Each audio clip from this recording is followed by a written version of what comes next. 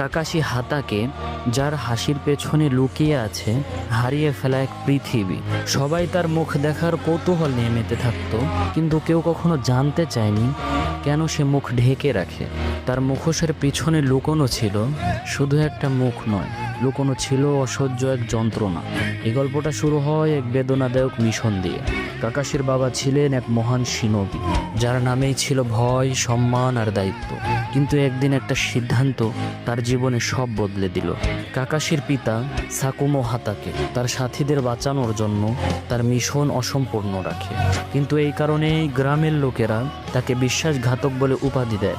কিন্তু ধৈর্যের সীমা তো তখন ভেঙে যায় যখন সে দেখে সে যাদের রক্ষা করেছিল তারাই কাপুরুষের মতো মুখ ফিরিয়ে নিয়েছে। তখন সে এই অসহ্যকর যন্ত্রণা সহ্য করতে না পেরে নিজেকে শেষ করে ফেলার সিদ্ধান্ত নেয়।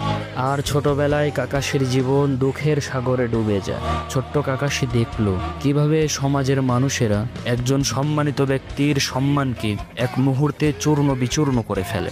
সে শিখেছিল বাঁচতে হলে অনুভূতিগুলোকে মেরে ফেলতে হয়, এবং সে সেই দিন নিজেকেই ভেতর থেকে মেরে ফেলে। বন্ধু অবিটো তাকে শিখিয়ে গিয়েছিল বন্ধুদের ফেলে যাওয়া সিনোবি নয়, সে একজন নিকৃষ্ট ব্যক্তি। আর সেই কথা বুকে নিয়েই সে বাঁচে প্রতিদিন। শুধু এই ব্যথাতেই সীমাবদ্ধ ছিল না তার জীবন, তার ভালোবাসার মানুষ তারই হাতে নিহত হয়। আর ঠিক সেই মুহূর্তেই কাকাশির আত্মা চিরদিনের জন্য নিঃশব্দ হয়ে যায়। সে হেসেছে যাতে অন্যরা তার কান্না শুনতে না পায়। সে বই পড়েছে যাতে তার ভাঙা হৃদয়টা কেউ না দেখে। তার শারিঙ্গান দিয়ে সে হাজারটা জাদু শিখেছে, কিন্তু সে নিজের যন্ত্রণা ভুলে যাওয়ার জাদু কোনোদিন শিখতে পারেনি।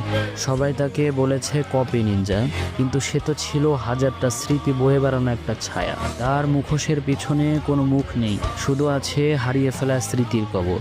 সে